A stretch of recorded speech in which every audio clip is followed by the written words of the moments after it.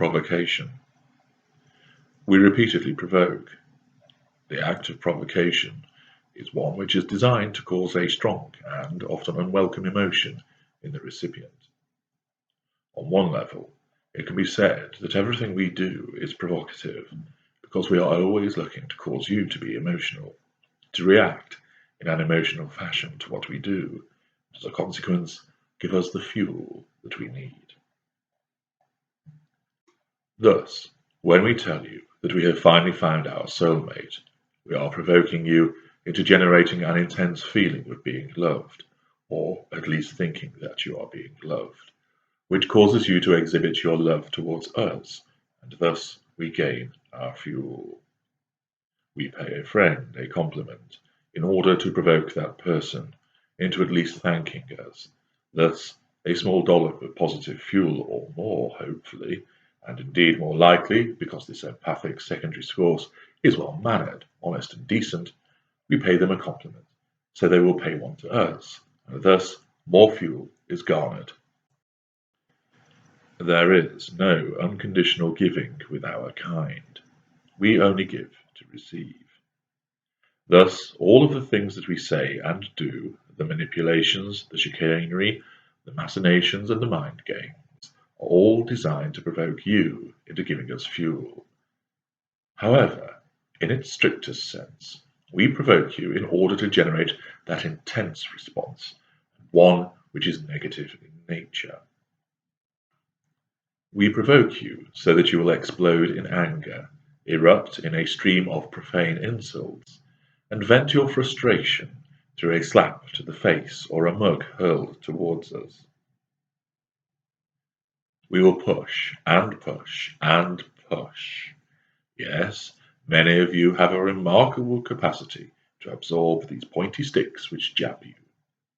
Your kind are well versed and skilled in the turning of the cheek, the adoption of the high ground, and the making of allowances. You will bury the hatchet, and we will dig it up again in order to give you a dig from the sharp point. You will let bygones be bygones, and we will resurrect the memory of an age-old issue in order to rankle you. Nothing is off limits in terms of provoking you. It might be focusing on a vulnerability of yours that we know about, having acquired this information when we seduced you, so that we can remind you of a frightening episode from your childhood, or capitalize on your terror of spiders. It might be homing in on your sensitivity about the size of your nose, the shape of your head, the bright red of your embarrassment. If you owe us money, we shall remind you of it and comment on your poor financial position. We may flirt, because we know how much you hate the notion of us being unfaithful. We may repeatedly turn up late, because you are an advocate of punctuality. We may criticize your parents, your choice of film, your culinary skills, your attempts to lose weight, whatever we have identified as a means for causing you to erupt at us, then we will do it. We know which buttons to press. We have a knack and an instinct for doing so. This is because we are able to gather information about you when we seduce you, which will be stored away and used against you at a later stage. This is also because empathic individuals are more likely to respond in an emotional fashion. Yes, you will soak it up at first by making allowances for our behavior and indeed making excuses, exhibiting this selfless understanding for which you are famed. This will not dissuade us. We know that everybody has a limit of what they can take before they snap. Sometimes it is bursting into tears, running from the room, or screaming. Other times it is exploding with a volley of curses, coming at us with flailing arms, or shouting and screaming at the top of your voice about how awful we are. Push, prod, niggle, aggravate, rile, irritate, ruffle, vex, bug, irk, incense, and annoy. We will chip away at your defences, jabbing and poking, as we look to make your blood boil. Get on your nerves, get under your skin, work you into a lather, and try your patience until you can take no more. We can sense the emotion rising in you. We notice the slight tells, the narrowing of the eyes, the rolling of the eyes, the sighs, the shake of the head, the hand on the hips, the raised palm, the jutting jaw, and so on. The more you try to tell us that we are not getting to you, the more we are encouraged. We know that your emotion is building up inside of you. We know that it is increasing, and no matter how much you are trying to maintain that cool exterior, we understand what is building up. We not only have a medley of ways by which we provoke you, but we are experts in choosing precisely the best, or perhaps worst, time to engage in this behavior. Do any of these instances seem familiar? When you are trying to get ready to go out, when you are trying to have a telephone conversation with somebody else, when you are trying to cook, when you are trying to perform some chore, when you are trying to get to sleep, when you first come home through the door after a long day, when sat next to us in the car on a long journey, when sat across from us in a restaurant, when at an event of some choosing.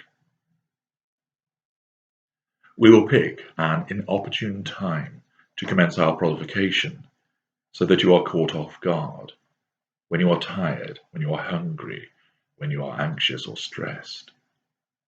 The moment must be right for us and wholly inappropriate for you, and then we can unleash the relevant form of provocation.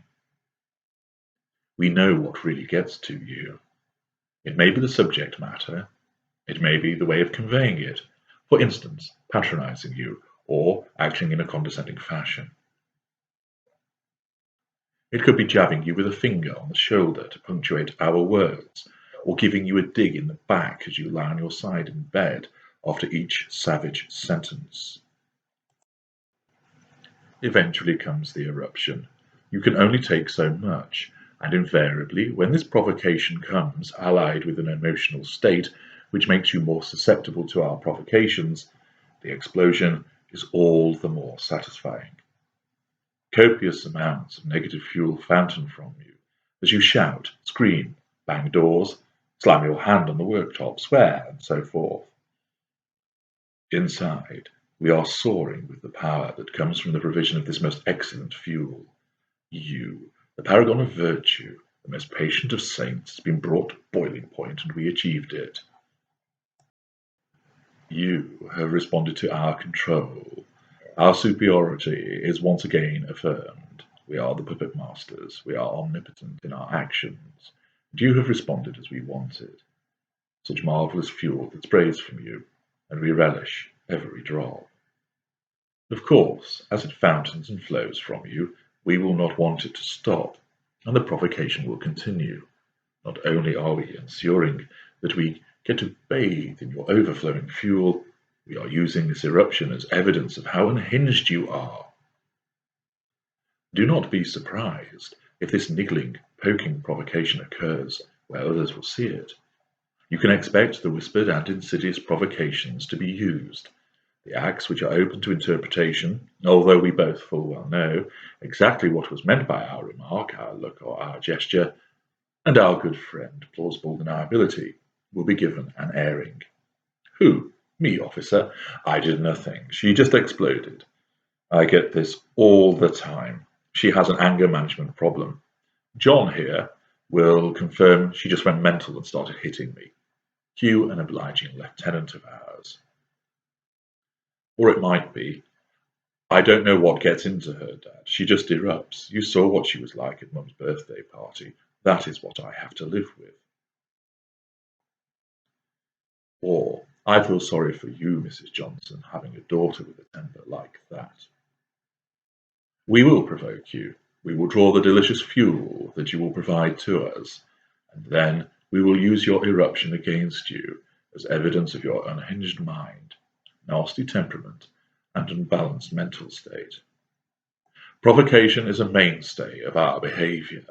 It comes in many forms, it is used in many different ways, and on a range of occasions, but its effects are always the same. 1. The provision of a massive dose of negative fuel from a primary source. 2. The exertion of control over you. 3. The reinforcement of our image of superiority, lack of accountability, and omnipotence. 4. The creation of an emotional state in you which hampers your ability to think clearly and logically. 5. The creation of a situation where you can later be made to feel guilty for erupting in the way that you have at us. 6. The manufacturing of a scenario which is used to reinforce our facade. We were calm and bewildered by this outburst. 7. The manufacturing of a scenario which is used to smear you to third parties. Provocation is a very useful tool to us. It is used extensively and repeatedly. Know why it is being used. Do not try to outlast it and exert your capability for patience, tolerance, and understanding. You are just goading us to try harder. Remove yourself before your threshold is reached to avoid giving us points 1 to 7 that I've described. Provocation will always be used against you. Anyway, who do you think you are looking at?